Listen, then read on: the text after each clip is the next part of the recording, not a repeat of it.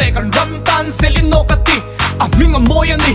MEZO mating do so nin kan kal ve tho kan ram kan nam mel ma chu tuna hin kan do kan se kan hoi her po hi azo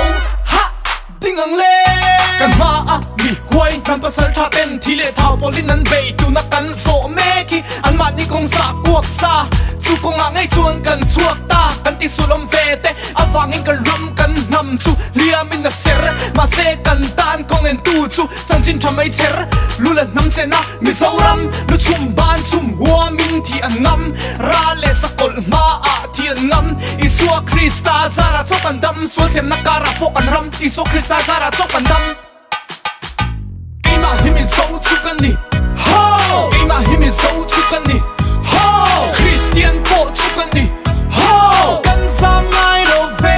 yeah kan sam ngai do ve yeah ho Chuyện chân thi ngầm tê thả rau bố chân đầm nà nà nun thả bà lal bà ta nà thi ngầm tê dù râm tan Krista ta nàn phàm mê mun thi nà dâu phá tê kan ôm đơ mi dâu kan ni nà hiền min câu hờ kim bung khát say rê lòng u ti in râm mang ngày tu tê lê an ô rô a chim lệ mar a chạc lệ thang a chênh biên nên kan đắng lâu Sing that hello, so sing some dum dum. Aruga till the sing, the chin and dum dum. Ule now, mela hai nan in sota. Min pakhat kan min trong thei chu mi sofa. Mana ta tun thinga kan ti sel pakat su na ni ra pum pum khazai re long. Ima himi zo chukan ni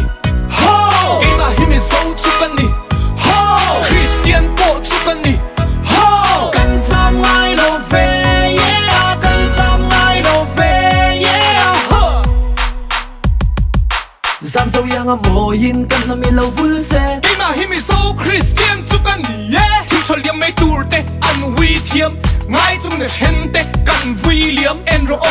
o Le paring chung in mi so garon ting ang hey oh. hey Lil Poor Prince hey